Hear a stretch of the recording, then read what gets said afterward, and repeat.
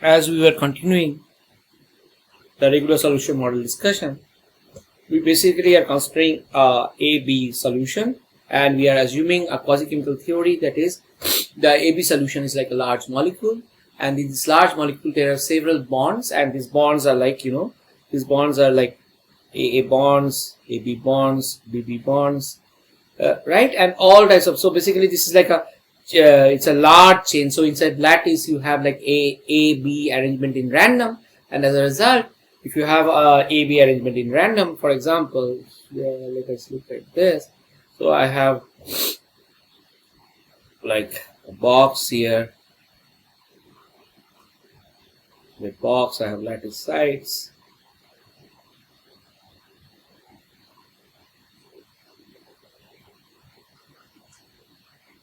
and you have like,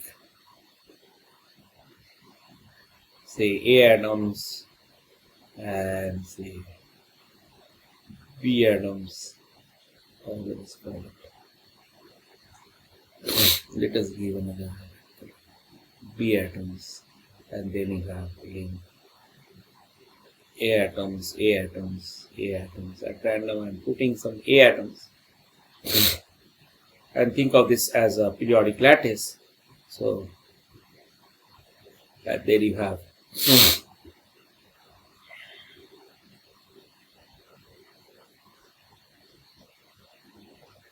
B,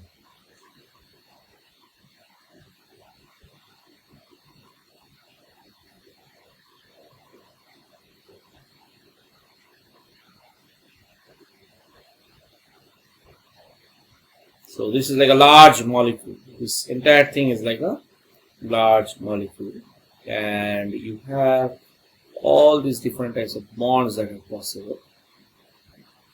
So what are the bonds possible? You have bonds between two yellows. So these yellows are, say, B atoms, and the B, this is like A atom.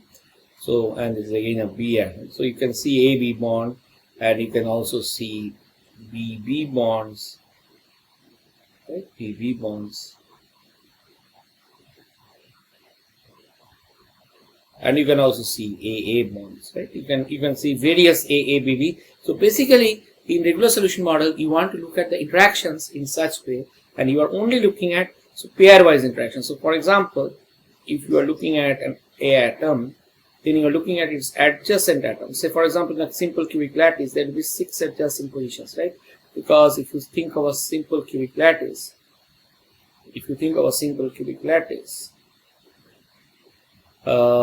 you have this arrangement, and this is your arrangement. So if you look at one atom here, so you are basically looking at an atom here, looking at an atom here, you are looking at an atom here, and here, and also you are looking at here, and right. So basically, you think of that if it's an A atom, and let us assume that there is a B atom here. So basically,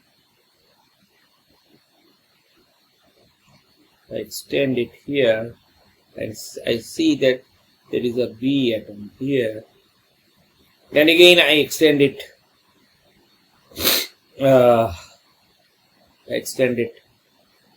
On this side.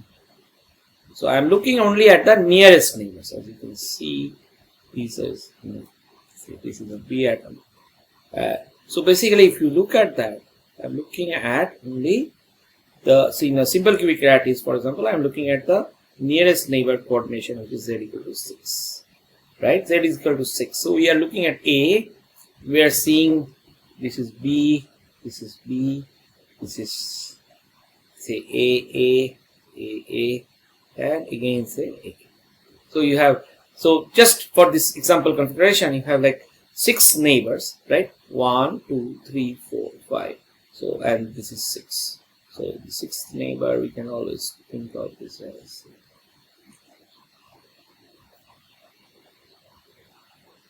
so this is also another B atom.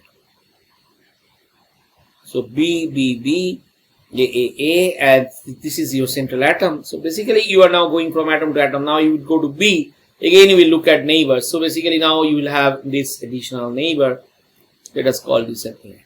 So as you can see here, whether you look at simple cubic lattice for z equal to 6 or a BCC lattice, if you look at BCC, then if, as you know, in BCC, you have this, second. In BCC, you basically have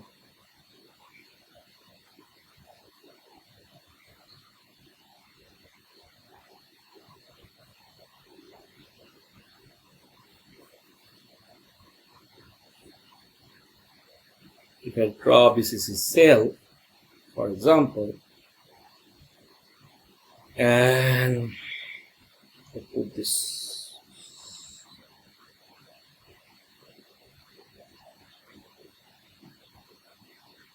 so excuse my poor drawing skills, but what I am trying to say is for a BCC lattice, say for example, if I look at a BCC lattice, think of this as an A atom, is an A atom, say, and then you have a B atom here, say, and a B atom here, B atom here, and let us assume that again you have A. Now think of the central atom.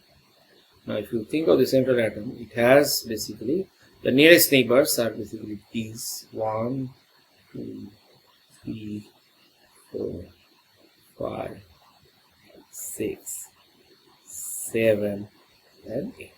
So there are 8 nearest neighbors. So Z equals to 8. Similarly for FCC, where you have this face-centered cubic crystal structure, then in this case Z equals to 12. But what I am trying to say here is this, that you have a B atom, you have say a B atom, you have again some A atom, and again this connectivity continues. It is not restricted to one lattice. So the BCC is expanding in space. So basically, as you know, this is a periodic lattice structure, and in that you have all these A atoms, B atoms, and every atom you go, there are these 8 adjacent neighbors, and these 8 adjacent neighbors, you are basically counting the number of bonds. You are counting the number of bonds. What type of bonds are we counting? We are counting bonds AA, BB, and AB, right? And then we are writing E or U or E equals to something like EAA, which is the bond energy, A bond energy, times NAA, which is the number of AA bonds, plus EBB, which is the number of its BB bond energy, and NBB plus EAB NA.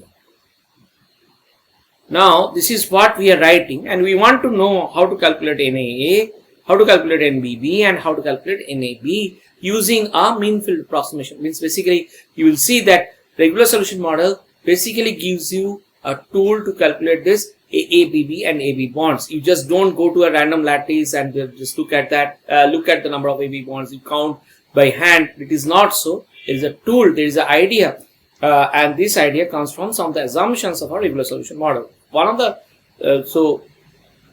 assumptions is volume of pure A and pure B are assumed to be equal. Volumes are assumed to be equal, and volumes of A and B do not change during mixing. And then interatomic distances and bond energies do not depend on composition. Interatomic distance and bond energy does not depend on composition. So if you look at that, there is this random Ella approximation. This is the most important approximation in a regular solution model. This is central to regular solution model for a disordered solution. So regular solution model, one of the major assumptions is this random Ella approximation. Now, random Ella approximation basically gives you a way to calculate the number of bonds. Or how do you calculate the number of bonds? Because you assume the probability of finding one kind of atoms, basically one particular kind of atoms, is mole fraction of that kind, is equal to the mole fraction of that kind. That means if you want to find, say, basically probability of finding one kind of atom. So basically what I am trying to say, probability of finding an A atom is equal to the mole fraction of A. Probability of finding a B atom is basically equal to the mole fraction of B. So this approximation is called random Alloy approximation, and also it is also called mean field approximation. So regular solution theory is a mean field theory. Again, we have an atomistic description, right? You have an atomistic description of A atoms and B atoms. They are arranged in random on the lattice sites, and you have these different types of interactions that are possible, AA, BB, and AB. And basically, this random approximation gives you a way to find the number of AA bonds, number of BB bonds, and number of AB bonds. And what I told, what is the random approximation? The random approximation states that probability of finding an A atom on this quasi-chemical solution, or that's like a large molecule, or you can think of on a lattice where A and B are randomly arranged, on a crystal in which A and B are randomly arranged, is basically equal to the mole fraction of A. The probability, so basically P of A is the probability of finding an A atom on the lattice is equal to XA. Similarly, P of B equal to XB. So, if I tell that, now comes the most important part, that now probability of finding an AB bond, see, because P of A is XA and P of B is XB, so probability of finding an AB bond is basically equal to XA times XB. So, this is something that we will use to calculate what are NAA, what are NAA, NBB, and NA. Right? So we assume a rigid lattice, that is the lattice cannot relax, there is no displacement of the lattice, so the lattice positions do not change. The lattice positions are, the atoms only occupy, rigid lattice means atoms only and strictly occupy lattice positions, right? Atoms of different kinds or atoms of different species like A atoms and B atoms in the binary solution strictly occupy lattice positions, right? They cannot occupy positions, any of lattice positions. Atoms of different kinds strictly occupy lattice positions, right? It's called a rigid lattice assumption. So one important assumption, that there is no difference in molar volume of A and B of the species. Second approximation, random Alloy approximation. Probability of finding an A atom is equal to the mole fraction of A. Probability of finding a B atom is equal to the mole fraction of B. Probability of finding an AB bond is nothing but mole fraction of A times mole fraction of B.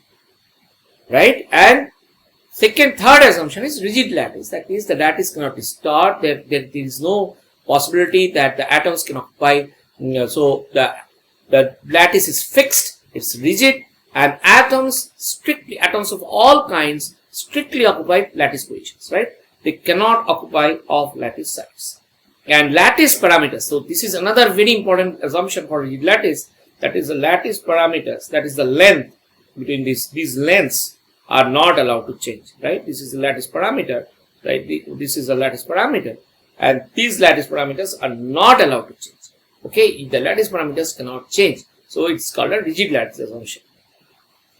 Okay, and also another important thing, we can later relax it, but now we cannot. So basically, we are telling that there is no vacancy interstitial. If that is there, if vacancy is there, then the model is not just AB model, but you can have A, B, and V, right? And if you have interstitials, the interstitials are between the lattice sites, right? In between the lattice sites, in those positions. So these interstitials are also not allowed, right? Or not means we are not taking them in this assumption, right? So for this regular solution model, and we are only considering pairwise interactions, and again to the nearest neighbor.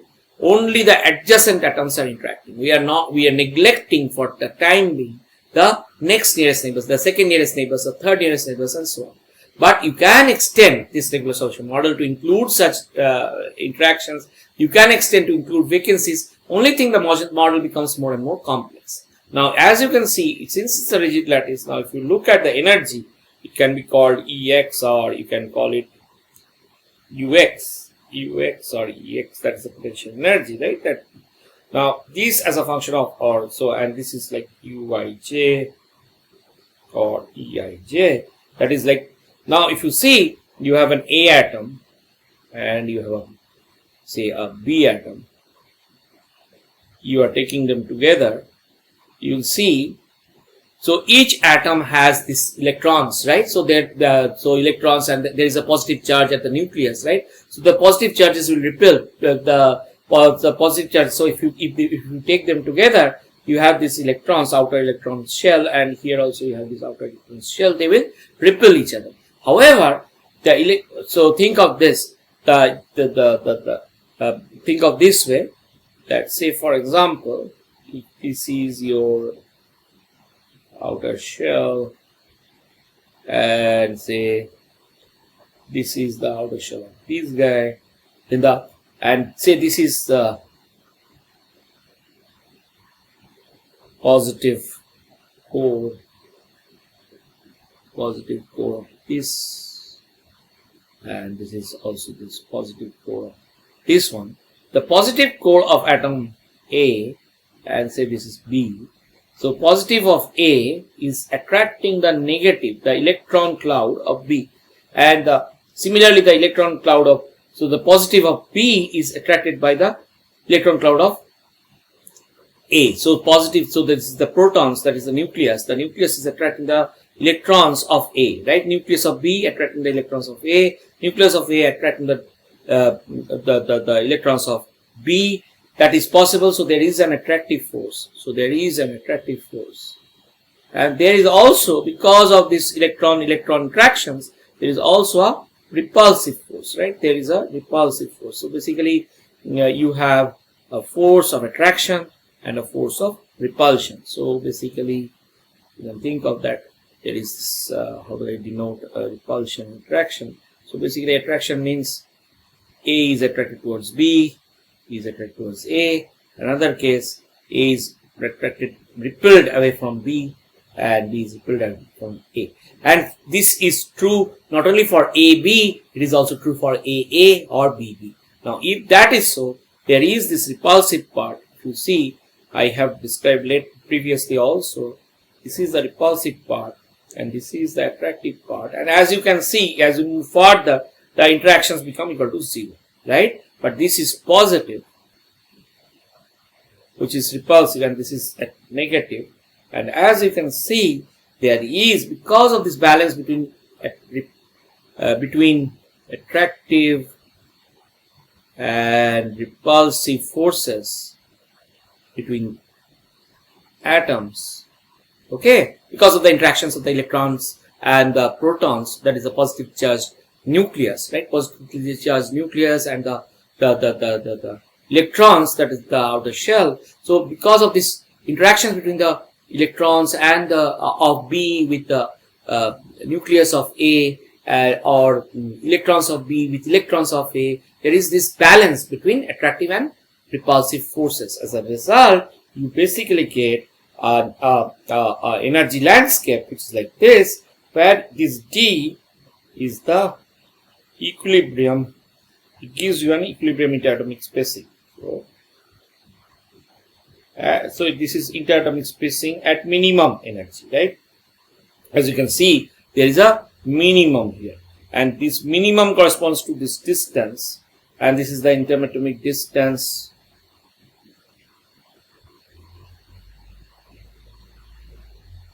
at minimum U. Okay, so basically UD, means at D, Uij is Uij. And again, I can be A, J can also be A, I can be A, J can be B, or I can be B and J can be B, right? AA, BB and AB. Again, I am looking at only binary solution, right? We can extend it to further to ternary, quaternary and so on. Now, but all cases, the interactions are pairwise, right? The interactions are always pairwise and through the adjacent neighbors, and D is the intermittent distance at minimum U. So as you can see here, you have this E of D, which is minimum. So D is the intermittent distance at minimum U. That is basically the distance at equilibrium. That is the equilibrium interatomic separation distance, right? It's the interatomic separation at equilibrium, and that is what determines the lattice parameter, right? This D is determining the, so if you look at this, this is your lattice parameter, this D, right? Now, right, this is the interatomic distance, right?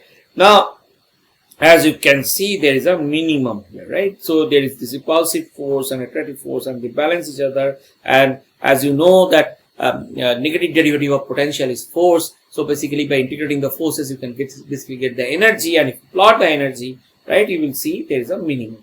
And this is what we are talking about as the interatomic distance, and that does not change, right, for a rigid lattice. So that is the thing. And as you know, I can define NAA as the number of AA bonds, NBB number of BB bonds, and NAB number of AB bonds. Now U solution, as I told you, is NAEA plus NBB plus NAB EAB. One very important thing to note is the bond energy has to be negative, right? Bond energy has to be negative, because the negative bond energy means it's a stable energy, right? It's a stable bond, right? So a bond energy has to be negative. So a positive amount, a positive energy has to be input to separate or to break the bond, right? The bond breaking energy is basically, bond formation energy is always negative, right? Because if it is negative, then only the bond is stable. If bond, but bond breaking energy is the opposite, right? It is basically the energy that is required to break the bond, right? A bond has to be broken, so you have to give a positive energy. So note that bond energies are negative, right? Bond energies are always negative. So you have this now U solution where you have this AA bond energies, BB bond energy, and AB bond energy, and AA bond energy is associated with NAA, that is the number of AA bonds. So for each AA bond there is EAA, right? And for each BB bond there is EBB. So the total energy is basically NAA, that is the number of AA bonds times energy per bond, right? This is the EAA is the bond energy of any AA bond. If you have an AA bond, then the energy is EAA per bond, right? EAA is the energy per bond, and NA is the number of AA bonds. This is number of BB bonds. Again, this is the bond energy of BB, right? So this is the BB bond energy. This is AB bond energy and NAB, right? That you cannot have any other extra term in this equation if you consider a binary solution. Now, if you consider, say, a ternary solution, you will have AA. Say, if you have, say, three components A, B, and C, or three atomic species A, B, and C, then you can have AA, BB, and CC, and you can also have AB, BC, and AC. Right? These are the nearest neighbor interactions, pairwise interactions that you can consider. Right? When you have a ternary solution, this is for a ternary regular solution. So binary solution, this is a complete expression of U, right? U, the in a solution, you have these different types of bonds. You are counting the number of bonds, and you know how to count the number of bonds. And total number of atoms you can consider as Na plus Nb, which is No, and Na is the number of A atoms, and B is the number of B atoms. Nb is the number of, Na is number of A atoms, and number of B atoms, and total number of atoms is the total number.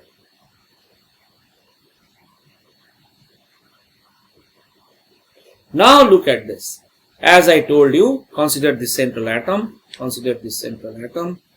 It has, say, for example, a simple cubic lattice has 6 nearest neighbors. Again, for face-centered cubic, as you know, Z equal to 12. And for body-centered cubic, Z equal to 8, right? Z equal to 8. So, for face-centered cubic, you have the face centers at half 110 distance. If you look at half 110 distance, the nearest neighbor distance. And so, if you look at half 110, then basically you will see 12 nearest neighbors, right? So, here it is 6 nearest neighbors, right? In this case, D equals to 8, right? And in the other case, D equals to that interatomic distance is basically D equals to A by root 2, right? If it is the lattice parameter is A, and this is also A, then this is root 2A, right? You have A here, you have A here, and so this is a square, so diagonal is root 2a, right, according to Pythagoras theorem. So root 2a by 2 or a by root 2. So basically for an face-centered cubic lattice, imagine this. Face-centered cubic, when you have a face-centered Y12, is because you have an atom at the face center, you have an atom here, right? And basically if you look at that, there is another atom at the face center here, this plane, and then you have another plane, right? This is a plane, so this is the adjacent planes. If you look at the planes, you have this atom. If you look at the adjacent planes, I just want to show you Y12 very quickly. So you see, in one of the, say, let us consider only the x plane. If you consider only the x plane or xy plane, if you consider the xy plane, so this is for the xy plane, say. So you have this atom, 1, 2, 3, 4. Now you have also xz plane, which will again have 4, and yz plane, which will again have 4. So basically, if you look at this as a central atom, this is your central atom. This is your, let me draw, let me highlight the central atom here.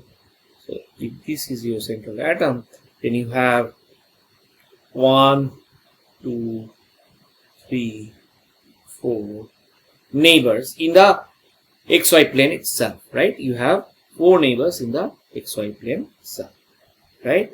And now for the xz plane again you have 4, and for yz plane again you have 4. So total 12 neighbors, and so 12 nearest neighbors. So z equal 12 for face-centered cubic, right? So that is for FCC.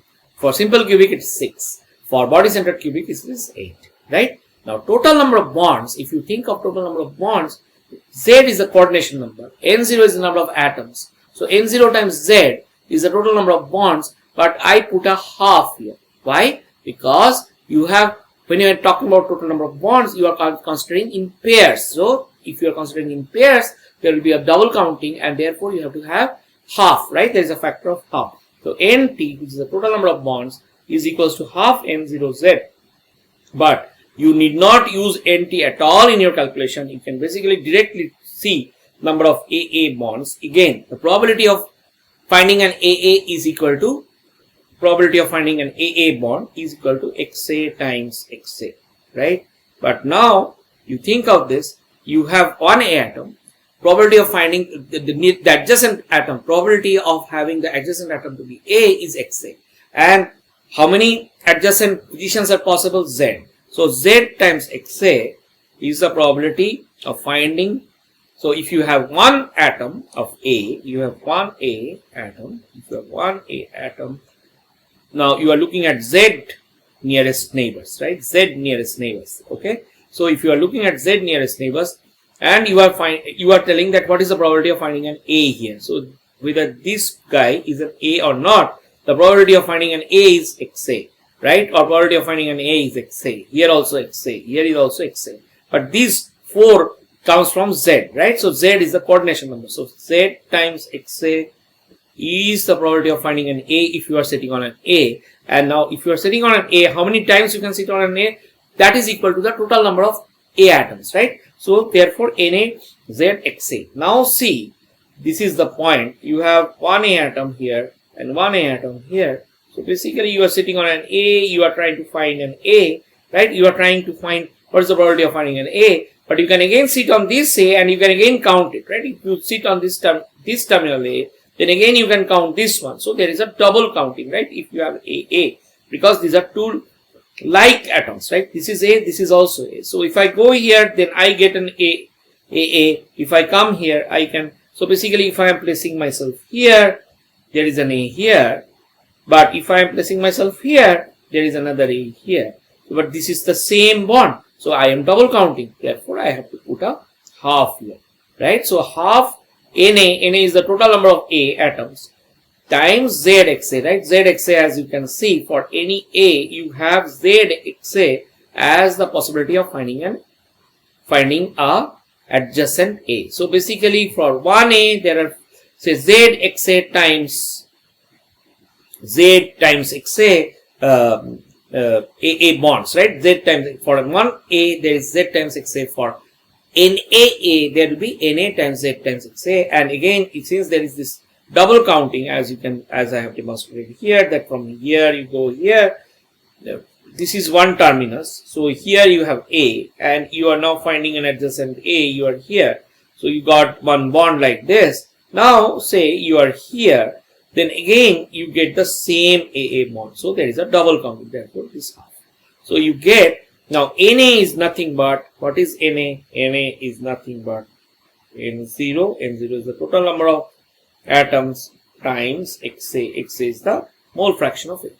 Now N0 times XA, so basically Na I am substituting as N0 times XA, so then this becomes XA squared, right? This becomes XA squared.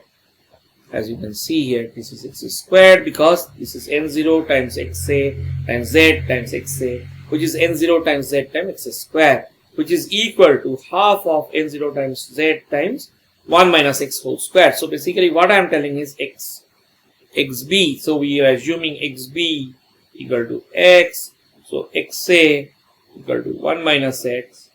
So then, because XA plus XB has to be 1 for a binary solution, right? So, so this becomes half N0Z 1 minus X whole square. Similarly for NBB, so basically again, if you look at this, I'll just demonstrate once. So you have a B, you are looking at the nearest neighbors, you are looking at the nearest neighbors of this B atom. Okay, so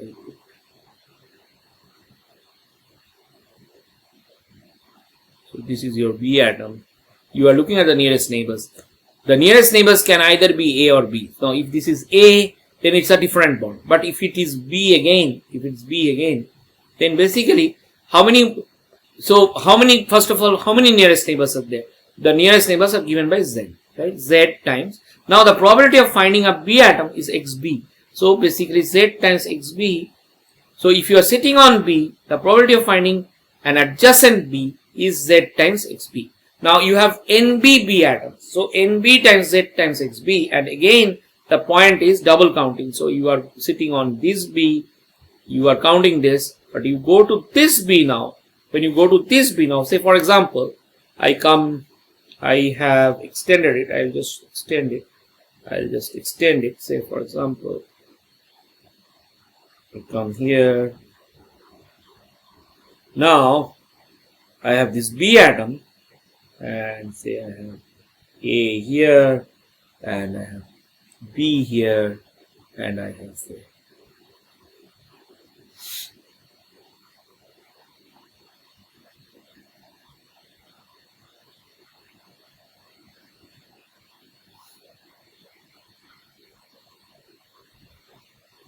Now as you can see here, you have B here.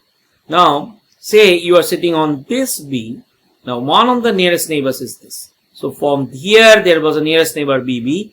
From here also you are counting the same bond. So you have again a double counting. So whenever it comes to BB or AA, that is the termination is in the same atom. Basically, if you are looking at BB,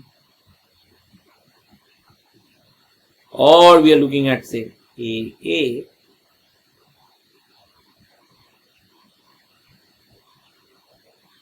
or BB, you are seeing the terminus is basically the same atom, right? The terminus is basically the same atom.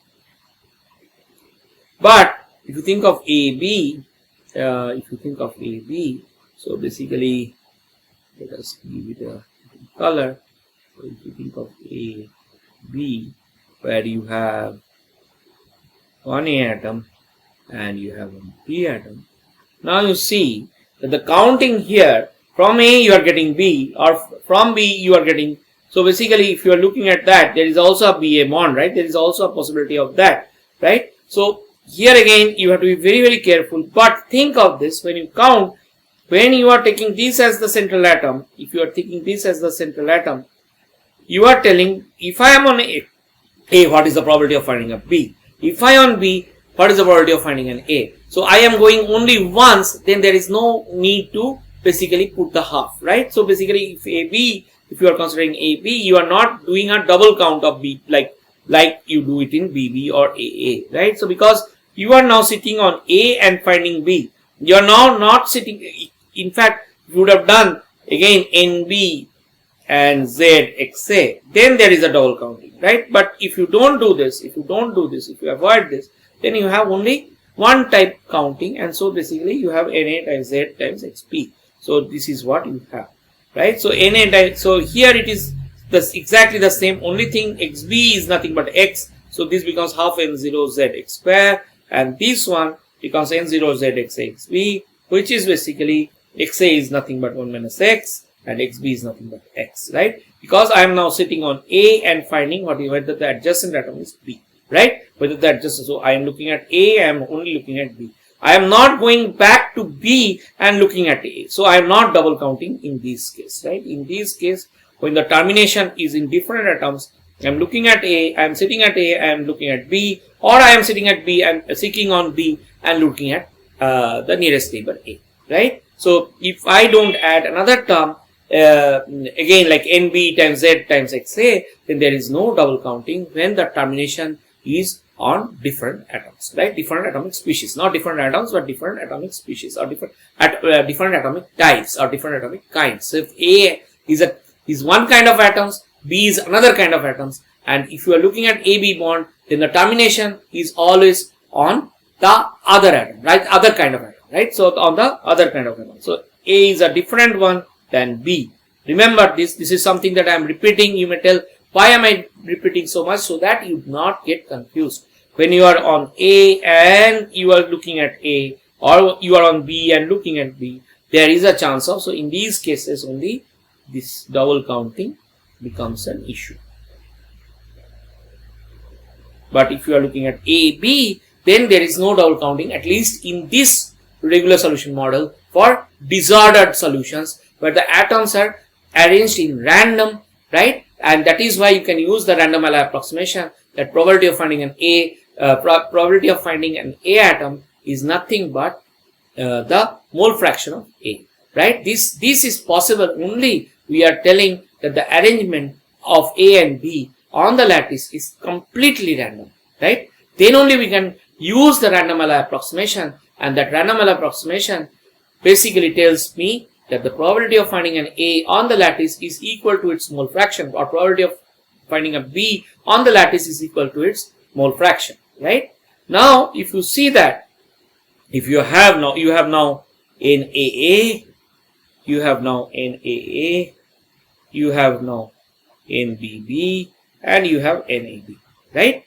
So you have all of these, right? So NA times Z times XB, which is N0 Z XA XB, and XA is 1 minus X, XB is equal to X. So you have this, and here you have N0 Z X square with a half, and here also half N0 Z 1 minus X whole square.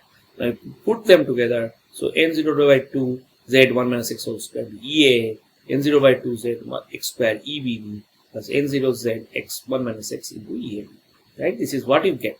Now you can rearrange it a little bit. Why? Because 1 minus X whole square is 1 minus X times 1 minus X, which is basically 1 minus X minus. So if you write this, this also is possible, right? 1 minus X into minus X 1 minus X, right? So basically you are taking 1 minus X as common, right? So 1 minus X, so you can write this way. So 1 minus X into 1 minus X is the same as this, right? So because 1 minus X is, if you take 1 minus X common here, then you get nothing but 1 minus X. So these and these are equivalent, right? Please look at this very carefully.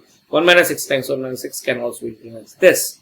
Similarly, X square, which is X times X, can be written as X in minus X times 1 minus X. This is very clear. X minus X plus X square. So basically X minus X cancels out. So basically 1 minus X minus X into 1 minus X. Again, if you look at this, if you expand this, or if you don't expand this also, if you take 1 minus X common, you can see this is nothing but 1 minus X whole square, and this X square, again, this is also X square, right? So basically these and these are equivalent, these and these are equivalent, are the same, means these and these are the same, and these and these are the same, and we will substitute those, right? So basically what I am telling is, I have this 2x 1 minus X. So basically here, if I take N0Z by 2 as common, N0Z by 2 as common, then there should be a 2 here, right? If I take n0 by z by 2, here you have only n0 z, then there should be a 2 here. So you have a 2. So n0 z by 2 I have taken as common.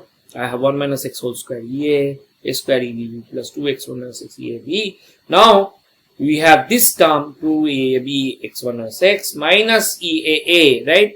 Minus EAA x1 minus x minus EBB x1 minus x plus you have this term, right? This term has to be there, right? Plus 1 minus x times EAA. So I am using this to use instead of using 1 minus x whole square directly, I am using this term. So that I can split into x1 minus x. So that's what I have done. I have split into x1 minus x, and here also x1 minus x with a negative sign. Remember, there is a negative sign in front of x times 1 minus x, right? And there is a positive sign in terms of x, in front of x or 1 minus x, right? So basically that's what I have done. 1 minus x EAA. 1 minus x EAA is nothing but XA. 1 minus x EAA is nothing but XA EAA, and this is XB EBB. You see, x is nothing but XB. So this is XA EAA. I have separated out XB EBB. I have separated out, but I have now put 2AAB. This x1 minus x is now common for 2EAB minus EAA minus EBB, and this 2EAB minus EAA minus EBB is called the regular solution. This is called the regular solution parameter. See, the regular solution parameter multiplies with x and 1 minus x. So basically, which is nothing but xb times xa. So x is nothing but xb, 1 minus x is nothing but xa, which is same as xa times xb, correct? And you have now n0z by 2, 1 minus x. Now you see, this is the mole fraction of a, right? 1 minus x is nothing but the mole fraction of a, which is nothing but xa, and this is nothing but xb, right? Now you see, this is almost like the energy before mixing. You have only AA, right? If you have only A atoms, so A atoms I am depicting in general as yellow. Say, if you have only A atoms in a box, then you can only have one type of bonds, which are the EAA, that is pure A. And similarly for pure B, if you have only B atoms, then you will have only BB bonds. Now the number of BB bonds obviously will come from XB, and see, there is a by 2. So N0Z by 2 XB EBB and N0Z by 2 XA EAA. That is basically coming from something that is before mixing. This is something that is basically before mixing.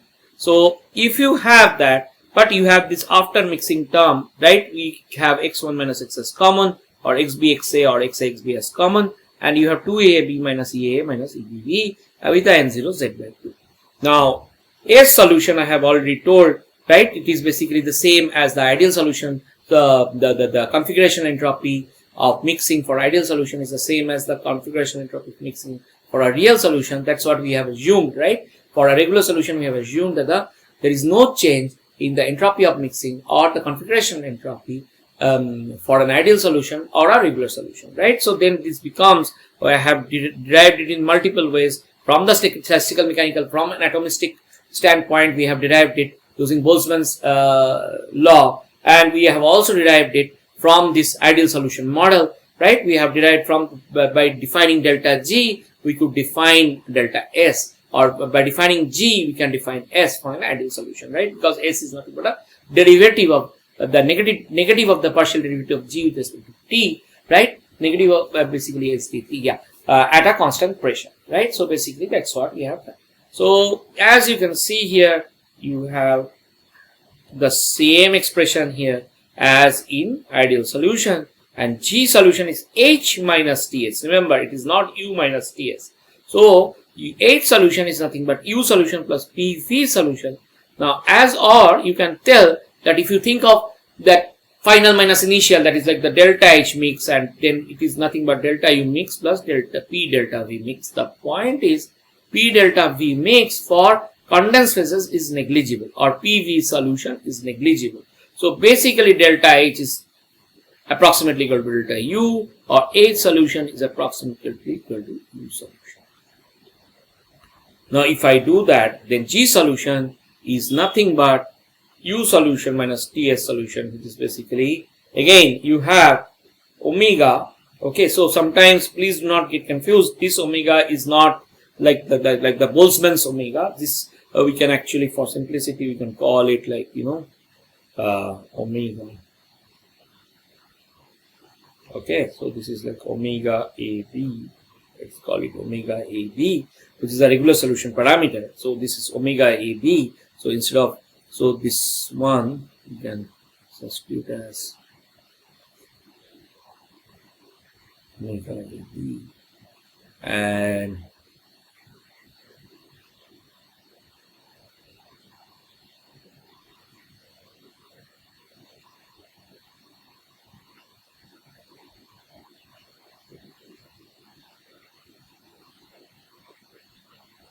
so that you don't get confused with the omega that is in the Boltzmann hypothesis, because we can often call it, sometimes we call it W, that is why. So basically, that is basically the maximum number of microstates, so the number of configurations that can be achieved, right? The total number of configurations that can be achieved for the most probable macrostate, right? So basically, so the number of configurations that are possible, right, for the most probable or number of microstates, right? The microstates are possible for the most probable macrostate, or you can tell that number of ways of arranging Na atoms of A and Nb atoms of B on n lattice sites, right? Na, so basically it comes from this n factorial by Na factorial and B factorial, this omega, and then you have this ln of that, and then you take a Stirling's approximation,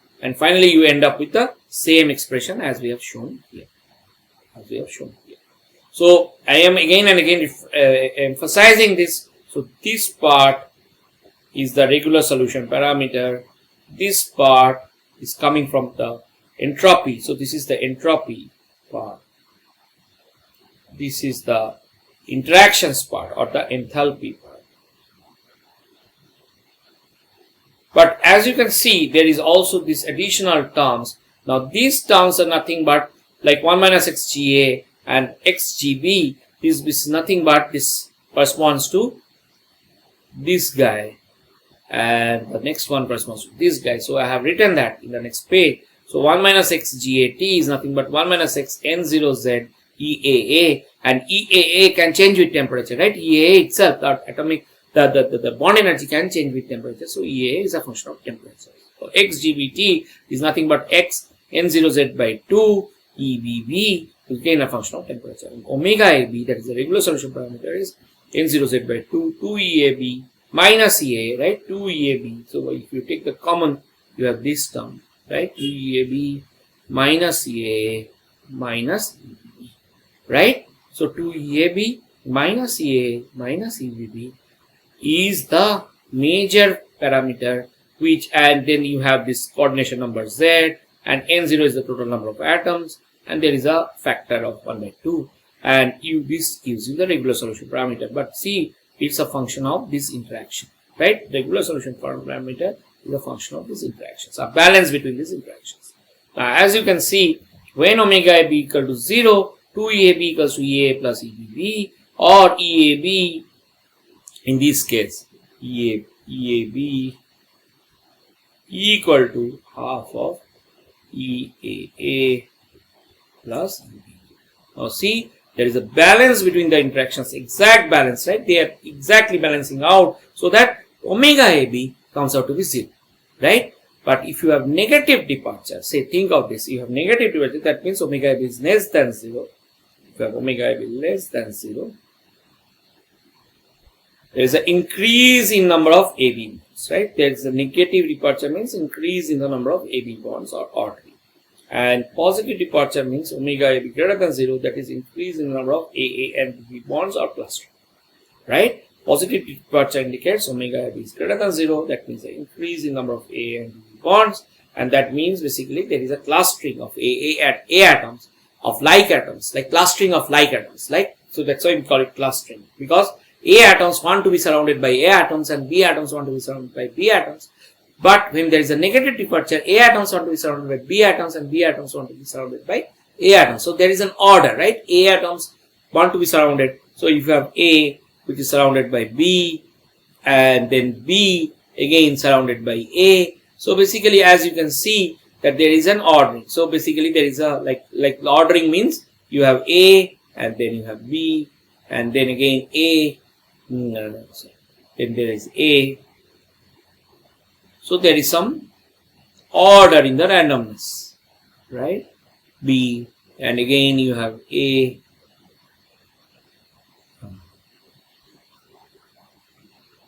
So basically I can write it the simpler way, like A, then you have B, then A, and then B, and so on. Right? That is basically the ordering. And here you have like A, and then suddenly if you have B, then you have like B, and so on. Right? So this is just an example.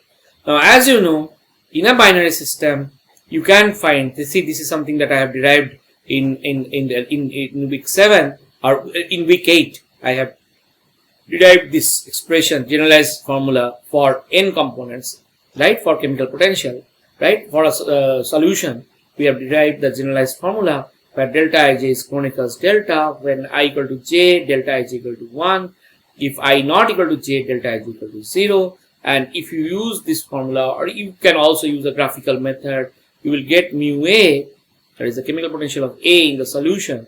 Chemical potential of A in the solution can derive as G solution. So you have G solution, which you have derived now for the regular solution model, including interactions, minus x dg solution dx, right? And mu B is G solution plus or minus x dg solution dx, right?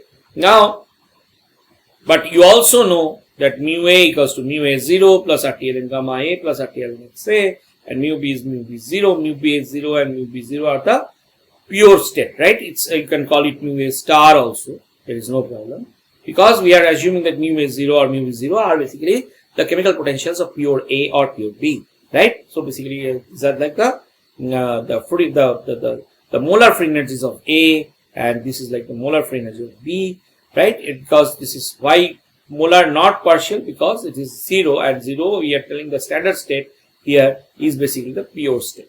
Now you have this additional terms like RTL and gamma A is the excess term, and now you can also derive from here, right, using this expression for G solution. That is the G solution expression. The G solution expression is here. So 1 minus x GAT plus x GBT plus omega AB x 1 minus x plus this, right? So if you take this, or you can write this simply, so you know G solution equals to XA GA plus XB GV plus omega AB XA XB plus RT XA ln XA plus XB ln. Now, as you know, depending on the omega B formula, your G solution will change. I have also shown you how to get this graphically, right, in using this simple Python script, right. So basically, if you look at this, these terms, these first two terms are basically before mixing terms, right, where you have only A atoms, and where you have, so you have a box of A atoms and you have a box of B atoms, and they have mixed. So just before mixing is these two terms, So basically, if you think of this, the after mixing, the total term is this. So basically, delta G is nothing but, if you take a subtraction from G, if you take the subtraction GF minus GI, so basically before mixing and after mixing, so you have after mixing minus before mixing. So after mixing you have G solution is this, and before mixing G solution is only this, right? And after mixing it is the entire term, right? The entire term comes after mixing, and before mixing it is just this. So if you take a subtraction, final minus initial, so if you take if you subtract, then what you get is delta G mix, okay, which is equal to this regular solution parameter. Again, you can call it omega AB and this is nothing but x1 minus x is nothing but xb, and then rt xi ln xa plus xb ln xb, right? Now in such a case you can prove the coefficient is definitely not 1, and the coefficient becomes ln gamma a is 1 minus xa whole square omega.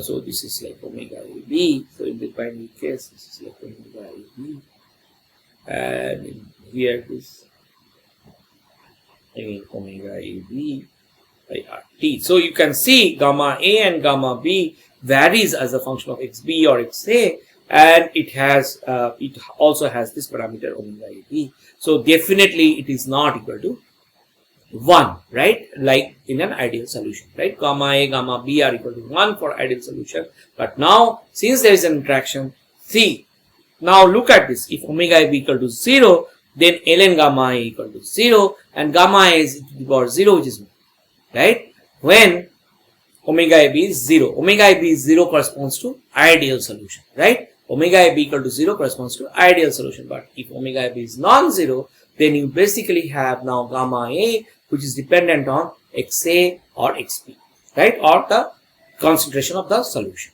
right? Now when you have ordered phase, okay, so we'll quickly understand this. When you have ordered phase, you cannot use this regular solution model, which is for a disordered solution, where a disordered solid or liquid solution where a and b can randomly occupy any lattice site. These ordered phases are more common in solids, and in solids, for example, this ordered phase, for example, this is a BCC derivative. This structure that I have shown is a BCC derivative. So you have two very distinct arrangement here. See, B atoms are occupying this side, the body center side, while the A atoms are all at corners, right? These are called beta sites, say, and this is the alpha side.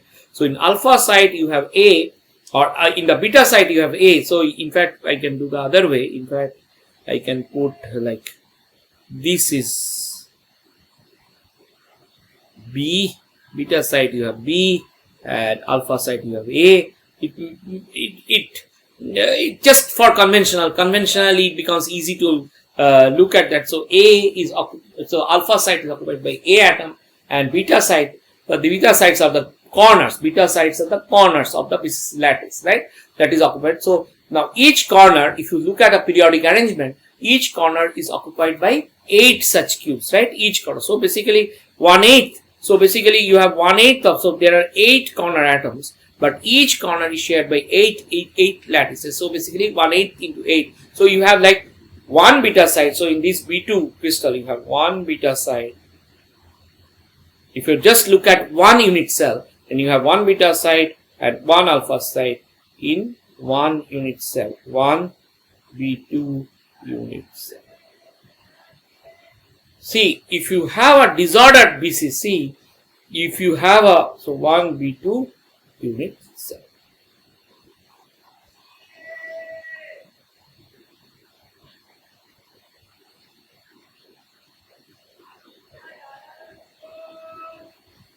Okay, so we will continue this ordered phase discussion, okay, in the next lecture. So thanks for your attention.